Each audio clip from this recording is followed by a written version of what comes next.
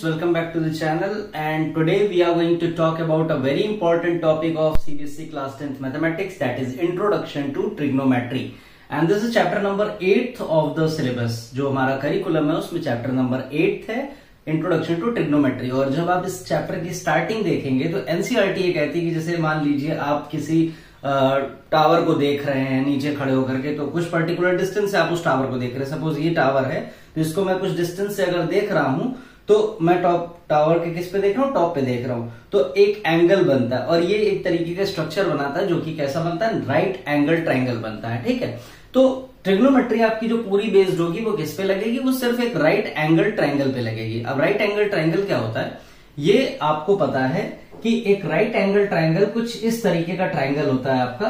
ठीक है, और लेट्स से इस ट्रायंगल का नाम हम लोग रख देते हैं क्या, ए बी सी। क्या रख देंगे नाम, ए बी सी। तो अब यहां पर गौर करिए कि जब भी कभी भी होता है कि क्वेश्चन में लैंग्वेज लिखी होती है कि राइट एंगल्ड एट बी, तो राइट एंगल्ड एट बी का मतलब क्या होता है कि ये जो ट्राइंगल है उसका जो बी वाला एंगल है वो कौन सा है, वो राइट एंगल है, मतलब वो 90 डिग्री है। तो राइट एंगल्ड जिस एंगल को दे रखा होगा, जिस नाम को राइट एंगल दे रखा होगा, उसको क्या करना होगा, 90 डिग्री करना होगा। अब आपको पता है कि ये अगर 90 डिग्री और हम इसको ले लें, एंगल सी को ले लें, तो एंगल के जो अपोजिट में साइड है, ध्यान से देखिएगा, एंगल के जो अपोजिट साइड है उसको हम लोग क्या कहते हैं, उसको हम लोग कहते हैं परपेंडिकुलर। ये वाली जो साइड बचती है इसको हम लोग बेस कहते हैं, और जो इंक्लाइंड साइड है थोड़ी सी तिरछी होती है उसको हम लोग कहते हैं हाइपोटेनस। ठीक है, और आपने बहुत ही जूनियर क्लासेस में इसको पढ़ रखा है कि एक रिलेशन चलता है इन तीनों के बीच में जिसे हम कहते हैं पाइथागोरस थ्योरम, और वो क्या कहता है, वो कहता है हाइपोटेनस का स्क्वायर बराबर होता है परपेंडिकुलर के स्क्वायर प्लस बेस के स्क्वायर के। ये आपको पता है पाइथागोरस थ्योरम, इतना आपने पढ़ रखा है। तो ट्रिग्नोमेट्री क्या कहती है, ट्रिग्नोमेट्री के तहत हम क्या करते हैं, ये जो तीन साइड्स हैं परपेंडिकुलर, हाइपोटेनस और बेस, हम इनके बीच में क्या करते हैं, रिलेशन स्टैब्लिश करते हैं। रेशियो के फॉर्म में हम रिलेशन स्टैब्लिश करते हैं, कॉम्बिनेशन बना के, दो के एट अ टाइम कॉम्बिनेशन बना के, और वही रेशियो जो होते हैं वो रेशियो क्या कहलाते हैं, वो रेशियो कहलाते हैं ट्रिग्नोमेट्रिक रेशियोज। तो ये बेसिकली कितने होते हैं, ये आपके 6 होते हैं। कौन कौन से, ध्यान से देखिए, एक आपका होता है साइन, एक आपका होता है कोसाइन, फिर एक आपका होता है टेंजेंट। ठीक है, एक होता है टेंजेंट, एक होता है कोटेंजेंट। ठीक, फिर आपका आ जाता है कोसीकेंट, और लास्ट हो जाएगा आपका सीकेंट। तो for the sake of convenience हम करते क्या है, हम इनके सिर्फ कुछ वर्ड लेते हैं, शुरू के 3-3 वर्ड से हम इनको रिकॉग्नाइज करते हैं ताकि आसानी हो जाए हमें याद रखने। तो क्या बोलते हैं, sine, cos, tan, cot, cosec, sec. बाकी सब में 3 वर्ड लेते हैं, क्योंकि कोसेक में हम 3 वर्ड नहीं बल्कि 5 लेते हैं, शुरू के 5 अल्फाबेट लेते हैं। क्यों, ताकि ये अल्फाबेट क्या करे, कोई कंफ्यूजन ना क्रिएट करनी। अगर हम 3 लेंगे तो कॉस और कॉस एक जैसे हो जाएंगे, इसलिए हम इसको क्लियर रखने के लिए क्या करते हैं, कोसेक करते हैं। ठीक है, तो अब ये रेशियो कैसे होते हैं इसको हम लोग गौर से देख लेते हैं कि ये 6 रेशियो जो है ये साइड से कैसे रिलेटेड है। ठीक है, तो चलिए इसको हम लोग जल्दी से समझते हैं। ये हमारी क्या थी, परपेंडिकुलर थी। और अब गौर से देखिए, सबसे पहला हम ले लेते हैं लेट्स से साइन सी। ठीक है, साइन सी, फिर हम लोग ले लेते हैं क्या, cos C, then we will take tan C, then we will take sec C, and then we will take cosec C, and last but not the least it will be cot C। तो ये 6 ratio बनते हैं। अब देखिए यहां पे एक और चीज भी है कि हमने एंगल C ले रखा है, हम यहां पर एंगल C ले रहे हैं, और यही रेशियो आप क्या कर सकते हो, यही आप एंगल A के लिए भी निकाल सकते हो। आप इसी रेशियो को एंगल ए के लिए भी कंप्यूट कर सकते हो। ठीक है, तो वहां पर क्या होगा, वहां पे रेशियोज वैल्यू अलग हो जाएंगी, हाइपोटेनस केवल सेम रहेगा, लेकिन क्यों बदल जाएंगी वैल्यू, उसको ध्यान से देखिए। एंगल ए के रेस्पेक्ट में अगर आप देखोगे तो एंगल ए के ऑपोजिट वाली साइड जो सी के लिए बेस का काम कर रही थी, इसके लिए किसका काम करने लगेगी, परपेंडिकुलर का करने लगेगी।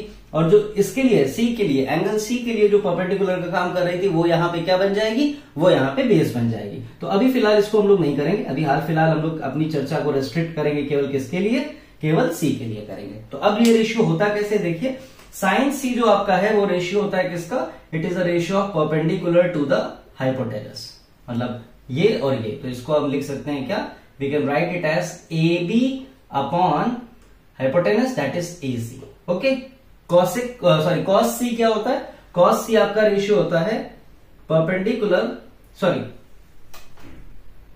Base upon hypotenuse. तो बेस क्या है हमारा? बेस है BC upon hypotenuse is AC।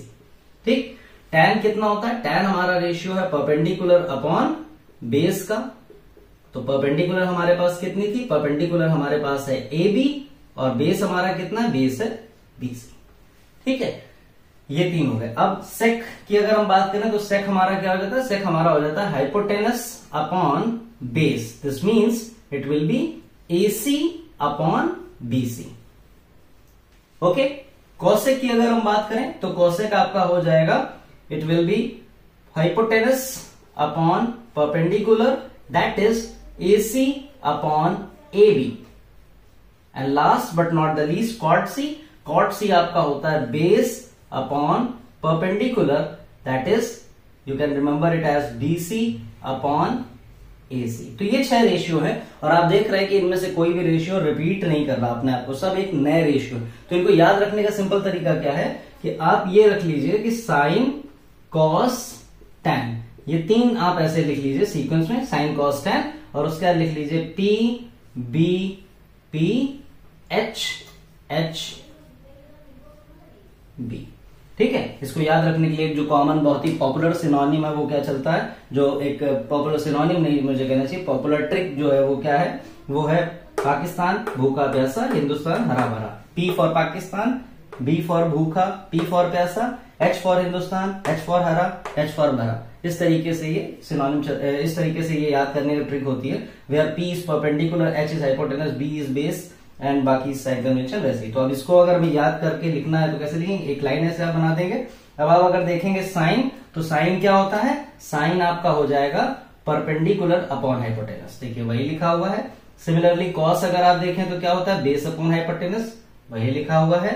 Tan आपका हो जाता है परपेंडिकुलर अपॉन बेस, वही लिखा हुआ है। ये तीन अगर आपने याद कर लिए तो बाकी आपको आसानी से याद हो जाएंगे। क्यों? अब देखिए इसके लिए अगर हमें करना है कॉसेक के लिए, तो कॉसेक क्या होता है? कॉसेक आपका साइन का उल्टा होता है। ठीक है, कॉसेक यहां से होगा तो कॉसेक कितना हो जाएगा? कॉसेक हो जाएगा उल्टा पढ़ेंगे, नीचे से पढ़ेंगे, तो it will be hypotenuse upon perpendicular. Cosec will be hypotenuse upon perpendicular. Similarly इधर पे आप देखें तो ये क्या होगा? ये सेक का उल्टा होता है, कॉस सेक का उल्टा होता है, तो इसको नीचे से पढ़ेंगे तो क्या मिलेगा?